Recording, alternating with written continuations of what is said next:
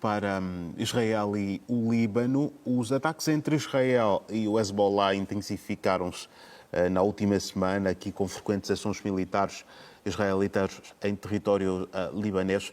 E, ao que tudo indica, poderá ser, digamos, uma tendência ainda mais sonante nos próximos tempos, a julgar aqui pelos pronunciamentos de Benjamin Netanyahu. Pois, porque não há cessar-fogo, não há acordo de paz e, de consequência, o risco de um confronto entre os dois existe, não é? Nunca deixou de existir, aliás, desde sempre. O Hezbollah nasceu em 1932, numa altura em que o Líbano estava sob ocupação de Israel, não é? Por uma situação ligada a ataques terroristas atribuídos à Palestina contra autoridades diplomáticas de Israel. Nasceu para resistir à ocupação israelita do Líbano. Depois houve, ao longo dos anos, várias tensões, vários conflitos entre os dois. Em 2006 houve um conflito militar entre Israel e Hezbollah, ou seja, o risco sempre existiu, porque ambos são inimigos jurados. Daí que neste conflito atual entre Hamas e Israel, sendo Hezbollah parceiro do Hamas, é normal que, se não houver um cessar-fogo entre Israel e Hamas, o Hezbollah continuará a ser um fator de risco de instabilidade para Israel. Até porque os ataques, não é, os conflitos e ataques de baixa intensidade ao longo da fronteira entre Líbano e Israel sempre existiram durante todos esses meses de conflito entre Hamas e Israel. Não é? Quem diga que são mais de 5.000 ou 6.000 incidentes ao longo da fronteira. E, nesta altura, as montanhas de Golá estão a incendiar.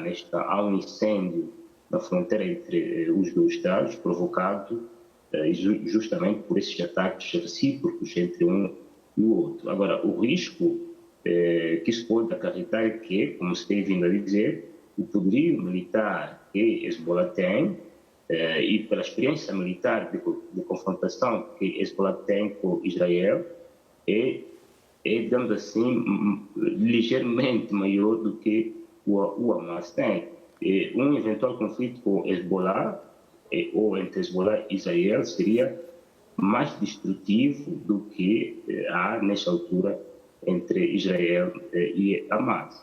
Daí, por exemplo, a cautela levantada por alguns estados do mundo, alguns líderes ocidentais, sobre o risco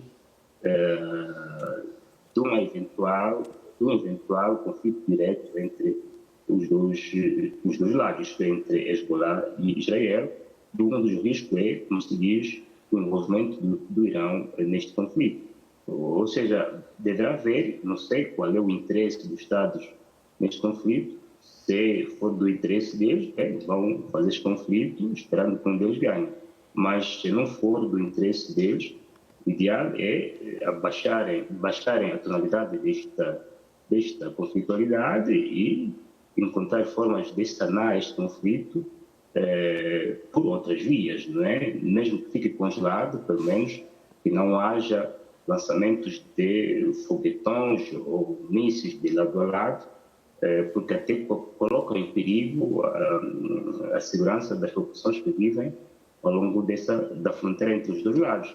E até dados que dizem que há evacuações permanentes dos residentes da parte fronteiriça do Líbano, que é de Israel, o que mostra que é como se estivesse já preparado todo um cenário para que, em caso de conflito, haja menos casualidades, porque levaria a um confronto direto entre os militantes do Hamas, isto é, os militantes do Hezbollah, e os militares do exército israelita, não é?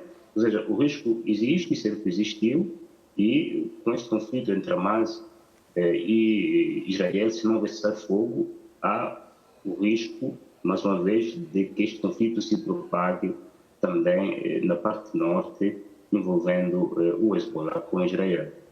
Certo.